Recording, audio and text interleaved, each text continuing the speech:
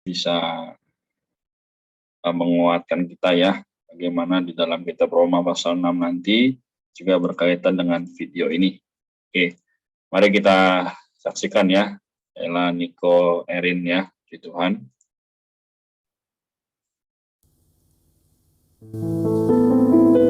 Setelah kita beroleh selamat dan mengenal Tuhan Yesus, apakah yang perlu kita lakukan dalam mengikuti Dia? Bila kita melihat kehidupan kita sebelum percaya Tuhan Yesus, kita akan sadar bahwa kita telah melakukan banyak hal yang tidak berkenan di hadapan Tuhan. Sampai suatu saat Dia menangkap kita dan membawa kita kepada keselamatan. Namun, ketika kita mulai mengikuti Dia, seringkali iblis datang dan menuduh, sehingga menghalangi kita dalam mengikuti Dia. Tuduhan ini membuat hubungan kita dan persekutuan kita dengan Tuhan menjadi terhambat, sehingga perlu ada pemberesan yang tuntas. Pemberesan ini bukan hasil dari perintah atau ajaran manusia, melainkan pekerjaan Tuhan sendiri yang menerangi kita, sehingga kita dapat melihat hal-hal yang perlu kita bereskan. Dia akan menuntun kita untuk mengaku dosa. Ini membawa kita dibenarkan di hadapan Allah. Meminta maaf, ini akan membuat kita menjadi benar dengan sesama manusia, bahkan mengganti rugi atas hal yang kita lakukan di masa lalu. Tanpa membereskan hidup yang lama, tidak mungkin ada damai sejahtera dalam kehidupan Kristiani kita. Saudara-saudari, di pandangan Allah, seluruh dosa dan kesalahan kita di masa lalu sudahlah disucikan. Namun, di pihak kita masih perlu membereskan semuanya itu, agar tidak ada lagi tuduhan di dalam batin kita. Kita bisa memulai membereskan ini dengan mengucapkan doa sederhana ini. Tuhan Yesus, terima kasih karena Engkau telah menyucikan semua dosa dan pelanggaranku. Apapun yang terjadi di masa laluku tidaklah lagi terhitung di hadapan-Mu. Namun, aku sadar bahwa masih ada hal yang perlu aku bereskan dengan sesamaku manusia.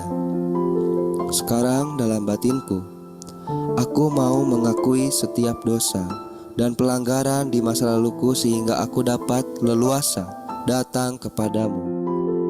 Tuhan Yesus, aku mengasihi-Mu. Amin.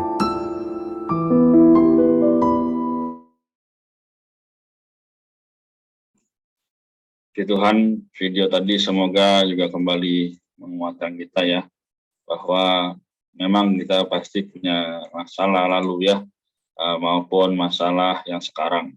Nah, namun tadi kita sudah lihat juga bagaimana ilustrasi juga doanya.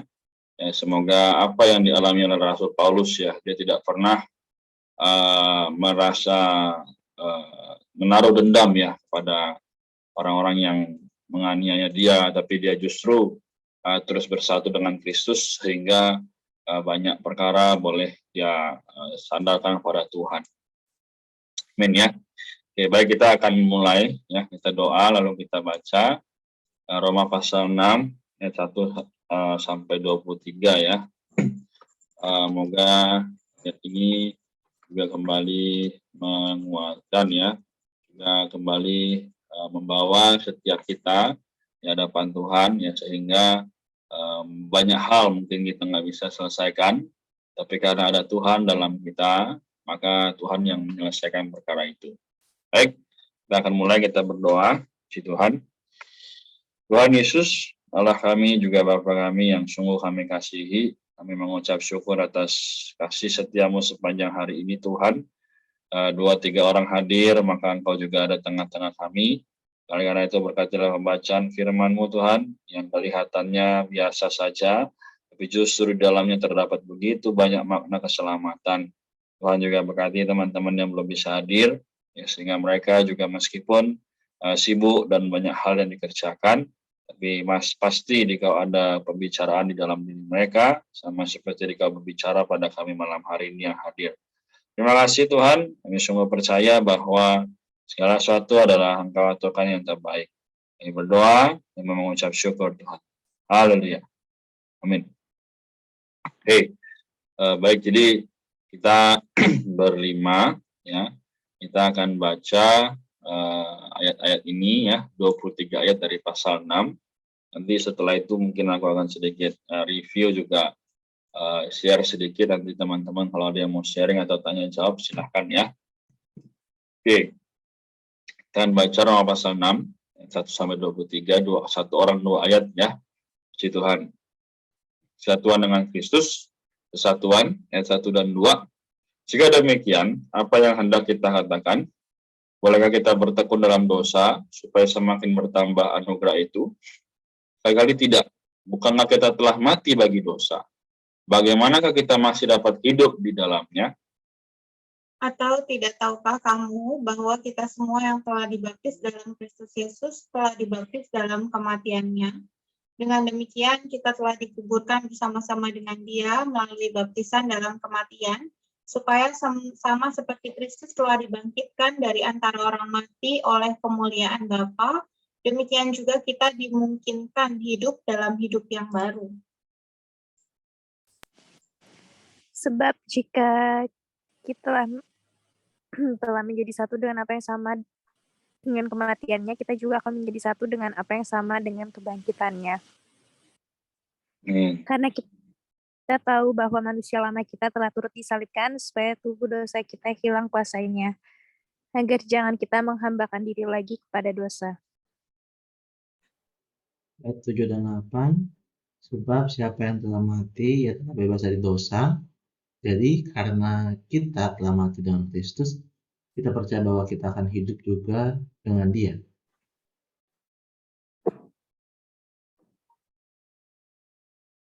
Nela bisa? Ya, sorry. 9 dan 10. Karena kita tahu bahwa sesudah bangkit dari antara orang mati, Kristus tidak mati lagi, maut tidak berkuasa lagi atas Dia. Sebab Ia mati, yakni mati terhadap dosa satu kali untuk selama-lamanya, namun Ia hidup, yakni hidup bagi Allah. Demikianlah hendaknya kamu memandangnya, bahwa kamu telah mati terhadap dosa, tapi kamu hidup bagi Allah dalam Kristus Yesus. Sebab itu, hendaklah dosa jangan berkuasa lagi di dalam tubuhmu yang fana, supaya kamu jangan lagi menuruti keinginannya. Janganlah kamu menyerahkan anggota-anggota tubuhmu kepada dosa untuk dipakai sebagai senjata kelaliman. Tetapi serahkanlah dirimu kepada Allah sebagai orang-orang yang dahulu mati, tetapi sekarang hidup. Dan serahkanlah anggota-anggota tubuhmu kepada Allah untuk menjadi senjata-senjata kebenaran. Sebab dosa tidak akan berkuasa lagi atas kamu, karena kamu tidak berada di bawah hukum Taurat, tetapi di bawah anugerah. Jadi bagaimana? Apakah kita akan berbuat dosa karena kita tidak berada di bawah hukum Taurat, tetapi di bawah anugerah? Sekali-kali tidak. Apakah kamu tidak tahu bahwa apabila kamu menyerahkan dirimu kepada seseorang sebagai hamba untuk menaatinya, kamu adalah hamba orang itu yang harus kamu taati. Entah itu dosa yang memimpin kamu kepada kematian, entah itu ketaatan yang memimpin kamu kepada kebenaran. 17 dan 18, tetapi syukurlah pada Allah. Dahulu memang kamu hamba dosa, tapi sekarang kamu dengan segenap hati telah menaati pengajaran yang telah diteruskan kepadamu. Kamu telah dimerdekakan dari dosa dan menjadi hamba kebenaran. Amin. Secara manusia aku mengatakan hal ini karena kelemahan kamu sebagai manusia. Sebab sama seperti kamu telah menyerahkan anggota-anggota tubuhmu menjadi hamba kecemaran dan kedurhakaan yang membawa kamu kepada kedurhakaan. Demikian pula kamu sekarang harus menyerahkan anggota-anggota tubuhmu menjadi hamba kebenaran.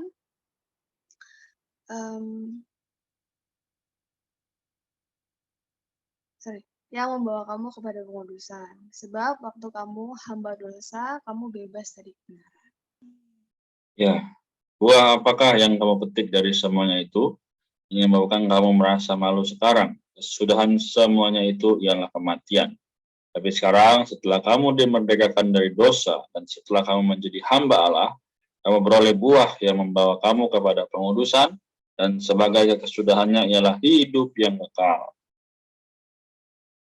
Sebab upah dosa ialah maut, tetapi karunia Allah ialah hidup yang kekal dalam Kristus Yesus, Tuhan kita. Amin. Ya, ayat yang sangat baik. Kita boleh baca sekali lagi bersama ayat 23 ini. Sebab upah dosa ialah maut, tapi karunia Allah ialah hidup yang kekal dalam Kristus Yesus Tuhan kita. Amin ya. Jadi saya mungkin sedikit aja aku sharing ya dari pasal sebelumnya sampai pasal yang ke-6 ini. Kemarin kita sudah melihat ya bagaimana kita juga perlu menjadi seorang yang tekun ya, tabah dalam segala sesuatu yang kita kerjakan. Nah, tapi banyak orang yang mungkin juga teman-teman di sekitar menjadi satu halangan bagi kita atau bahkan diri kita sendiri yang menjadi halangan supaya kita menjadi orang yang jauh dari Allah. Oke, ayat 19 ini juga adalah sebenarnya peringatan ya, katakan sebab sama seperti oleh ketidaktaatan satu orang, banyak orang telah menjadi orang berdosa, demikian pula melalui ketaatan satu orang, banyak orang menjadi orang benar. Nah ini tahu ya siapa? Adam yang pertama, yang lalu ini adalah Adam yang terakhir, yaitu Kristus. Ya. Jadi sekarang kita harus mengambil bagian dalam Adam yang terakhir. Nah, yaitu apa? Benar-benar di ayat 1 ya, ini adalah Paulus menyatakan kembali, perlukah kita bertekun dalam dosa supaya semakin bertambah anugerah itu? Ya kan? Ya harusnya enggak ya, justru karena kita udah diselamatkan ya, kita telah mati bagi dosa, ya kita tidak boleh lagi hidup di dalamnya sebenarnya. Namun karena adanya iblis ya juga mungkin daging dalam kita tidak bisa menang atasnya ya. Nah, maka kita harus bagaimana? Ya kita tahu bahwa kita semua telah dibaptis dalam Kristus Yesus ya, juga telah dibaptis dalam kematiannya. Yaitu apa? Kristus mati bagi kita, maka kita juga mati bagi apa? Dosa. Dosa seharusnya tidak ada lagi, yaitu kita harus mengambil apa? Diri Kristus sebagai segala kita. Ya. Jadi kita berpikir, kita mempunyai perasaan adalah di dalam Kristus, bukan lagi dalam diri sendiri. Terus kita tanya dong, Tuhan kok sepertinya egois banget ya? Aku nggak boleh berpikir sendiri dan semacamnya. Tapi teman-teman sekalian, kalau kita perhatikan baik-baik ya, ayat 5 ya, sebab jika kita telah menjadi satu dengan apa yang sama dengan kematiannya, kita juga akan menjadi satu dengan apa yang sama dalam kebangkitannya. Jadi sekali lagi, apa yang Tuhan suka, pasti kita suka. Apa yang Tuhan nggak suka, seharusnya kita juga nggak suka. Tapi belakangan atau mungkin selama manusia hidup, banyak kali manusia menyukai apa yang Allah tidak sukai. Dan tidak suka apa yang Allah sukai. Ya, Allah suka supaya manusia datang padanya, tapi manusia terkadang sukanya datang ke teman-teman, ya, ke pergaulan, ya, ke sosial media, dan sebagainya. Nah, ini menunjukkan bahwa kita harus memiliki kondisi yang normal. Di ayat yang ke-10, yaitu apa? Ia mati terhadap dosa satu kali untuk selama-lamanya, namun ia hidup, yakni hidup bagi Allah. Teman-teman, jadi Paulus sudah menyatakan lagi bahwa kita harus hidup, yaitu hidup bagi Allah. Bukan lagi hidup bagi diri sendiri, hidup bagi kepuasan, ya. Memang kita punya kepuasan dan sebagainya, harus dipenuhi. Tapi sekali lagi, jadikanlah Tuhan yang terutama. Karena sekali lagi, Tuhan yang adalah Sang Penyelamat dan Sang Pencipta kita. Jadi alangkah lebih baiknya kita hidup bagi Allah. Ya, sama seperti dalam Roma 3. Ya, kita mundur sedikit, Roma 3, ayat 23 sampai 25. Ya, semua orang telah berbuat dosa dan telah kehilangan kemuliaan Allah. Dan oleh anugerahnya telah dibenarkan dengan cuma-cuma Nah, hari ini kita menerima keselamatan, penebusan dengan cuma-cuma, ya, gratis. Nah, jadi kita nggak perlu lagi mengalami namanya penyaliban, ya, mengalami namanya korban dan sebagainya. Jadi Erin, ya, Niko, Ella, ya, kita semua dan teman-teman yang nggak hadir pun sebenarnya sudah mendapatkan berkat jasmani dan rohani yang tidak bisa ternilai. Amin. Jadi aku mungkin singkat, nah tutup ini, setelah itu kalian mau sharing boleh, mau tanya juga boleh. Di sini dikatakan ya, bahwa ayat 14, sebab dosa tidak akan berkuasa lagi atas kamu, karena kamu tidak berada di bawah hukum Taurat, tetapi di bawah anugerah. Ya. Memang kita semua masih membaca Alkitab, tapi justru Alkitab adalah anugerah itu sendiri. Jadi bukan lagi seperti orang di dalam perjanjian lama, wah hukum Taurat. Ya, orang Farisi, imam kepala ahli Taurat, mereka percaya pada Alkitab, tapi mereka tidak percaya kepada anugerah. Sehingga menyebabkan mereka tidak bisa mendapatkan Kristus. Sama seperti kebanyakan orang hari ini, yang memang Kristen, memang sudah percaya Tuhan, tapi karena tidak sungguh-sungguh, mereka kehilangan anugerah itu. Ya, semoga Tuhan merahmati kita. Ya, demikian mungkin aku sampai sini. Ada yang mau sharing atau mau tanya, silakan ya. Puji Tuhan.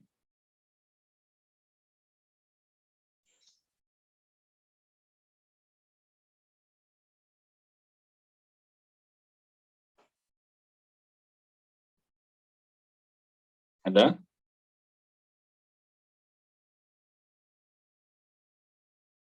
Puji Tuhan. Kalau belum ada, berarti aku langsung tutup ya. Oke. Kita lihat ya. Jadi semoga malam ini kembali kita disegarkan, juga dicerikan bahwa Tuhan mendambakan supaya apa? Di ayat 19 ya. Aku mengatakan ini karena kelemahan kamu sebagai manusia. Sebab sama seperti kamu telah menyerahkan anggota-anggota tubuhmu jadi hamba-hamba kecemaran dan kedurhakaan yang membawa kamu kepada kedurhakaan, demikian pula kamu sekarang harus menyerahkan anggota-anggota tubuhmu menjadi hamba kebenaran yang membawa kamu kepada pengurusan. Tadi Ella baca ya. Jadi dulu ya, sebelum kita mengikut Tuhan dengan sesungguhnya, maka kita menjadi hamba dosa, ya, hamba kecemaran, ya, kedurhakaan. Kita nggak cinta Tuhan, ya, kita nggak sungguh-sungguh mencari kebenaran. Tapi sekarang, ketika kita sudah dicelikkan hatinya, ya, Tuhan menerangi hati kita, kita harusnya dibebaskan dari segala hukum dosa. Ya, jadi moga seperti tadi ya, video yang kita telah lihat, bagaimana kita tidak lagi ada di masa lalu. Kita harus mengakhiri, meninggalkan, bahkan melupakan. Ya, segala mungkin hal-hal yang buruk maupun hal-hal yang baik, kita harus pandang pada Tuhan hari ini. Ya, di ayat yang ke-21. Buah apakah yang kamu petik dari semuanya itu yang menyebabkan kamu merasa malu sekarang? Kesudahan semuanya itu ialah kematian. Ya, jadi semoga kita semua semakin menyadari bahwa Tuhan mendambakan, ya, tidak ada lagi orang yang terjerembab atau terjatuh dalam dosa, ya, tapi justru dalam Kristus kita tenggelam di dalamnya, itu sungguh lebih baik daripada tenggelam dalam dosa. Karena ketika kita tenggelam dalam Kristus, Dialah yang menjadi segala kita. Dia menyelamatkan, dia menyuplai, dia mendorong, ya, sama seperti apa? Allah, ya, karunia Allah ialah hidup yang kekal dalam Kristus Yesus Tuhan kita. Jadi semoga sehari demi sehari nanti kita menjalani hari, ya, di sisa tahun 2022 ini, sisa 6 bulan lah ya, Agustus sampai Desember, ya, benar-benar kita melihat Tuhan, aku nggak bisa, Tuhan aku nggak mampu, tapi karena karunia Allah, aku hari ini adalah milik Kristus. Ya, kita boleh berkata demikian dalam hati, sehingga orang melihat kita, mereka nggak lihat lagi, oh ini kok hidupnya kok begini, ya, tapi mereka melihat kita apa? Wah, ini kok sungguh engkau luar biasa, ya, sudah mengalami proses yang sedemikian, tapi masih bisa ikut Tuhan. Ya, kita boleh berdoa supaya orang di sekitar bisa berkata demikian. Amin. Puji Tuhan, kita sampai di sini ya. Semoga Tuhan merahmati kita, juga teman-teman yang tidak bisa hadir. Oke. Apakah ada yang bersukarela untuk mendoakan kita semua?